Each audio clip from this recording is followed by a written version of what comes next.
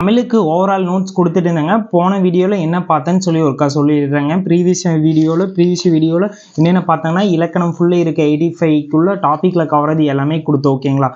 Next என்ன update பார்க்க போகிறாங்க, இலக்கியம், தமிழறிஞர்கள், தமிழ் தொண்டு ஓகேங்களா. இதுலேருந்து 15 கொஷின் வரப்போகுது. இந்த 15 கொஷின் நம்ம எப்படி அப்ரோச் பண்ணுங்கிறது ஃபுல் டீட்டெயிலாக சொல்கிற, தெளிவாக பாருங்கள்.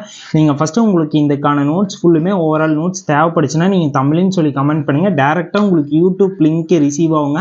அந்த லிங்கை கிளிக் பண்ணி யூடியூப்குள்ளே போயிட்டீங்கன்னா அங்கே போனீங்கன்னா வீடியோக்குள்ளேயே டிஸ்கிரிப்ஷனில் பார்த்தீங்கன்னா உங்களுக்கு எல்லா டவுன்லோட் பண்ணுற எல்லா லிங்க்குமே இருக்குது ஓகேங்களா.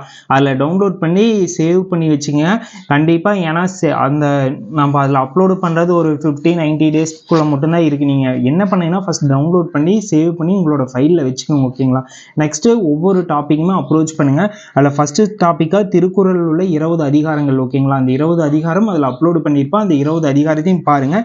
நெக்ஸ்ட்டு வந்து அதில் இருக்கிற 20 அதிகாரத்துக்கு அப்புறம் அறநூல் தொடர்பான செய்திகள் எல்லாமே இருக்குது ஓகேங்களா. என்னென்னா நாலடியாருங்க, பழமொழி 400, முதுமொழி காஞ்சி, திரிகடுகம், ஏலாதி, இது மாதிரி சம்மந்தப்பட்ட அறநூல் என்னென்ன நம்ம டாப்பிக்கில் கவர் ஆகுது எல்லாமே பிடிஎஃபாக பண்ணி அதுக்குள்ளே அப்லோடு பண்ணியிருப்போம்.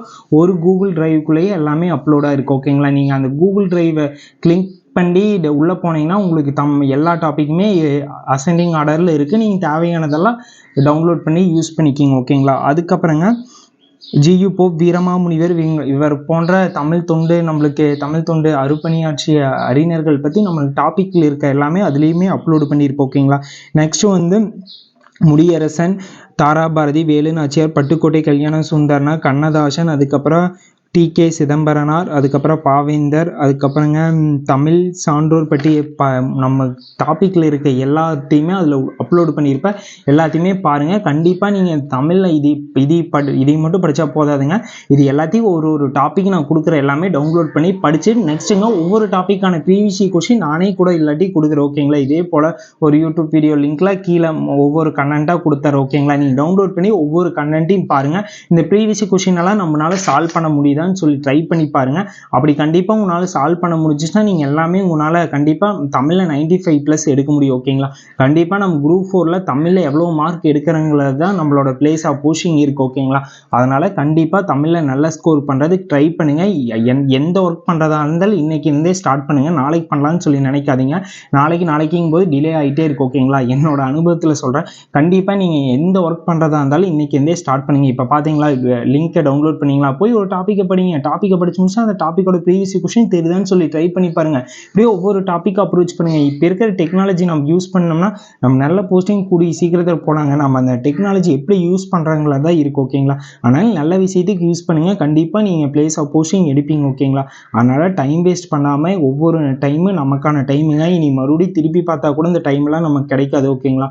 ஏன்னா இந்த எக்ஸாம் முடிச்சா நெக்ஸ்ட் இயர் வருதாங்கிறது ஒரு டவுட் தான். ஏன்னா புது எலெக்ஷன் வந்துச்சுன்னா அவங்க எல்லாமே ப்ரொமோஷன் அது மாதிரி ஒர்க்கெல்லாம் தான் பண்ணுவாங்க. அதனால் நெக்ஸ்ட் இயர் வரது டவுட்டு தாங்க. அதுக்கடுத்த இயர் தான் வர சான்ஸ் இருக்குது ஓகேங்களா.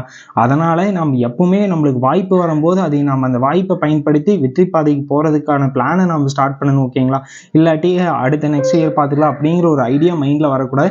ஃபஸ்ட் டைம் அட்டன் பண்ணுறீங்கன்னா உங்களோட ஹார்ட் ஒர்க்கை கண்டிப்பாக போட்டிங்கன்னா 50 டேஸ் இருக்குங்க. அந்த 50 டேஸில் கண்டிப்பாக கிளியர் பண்ண முடியும்.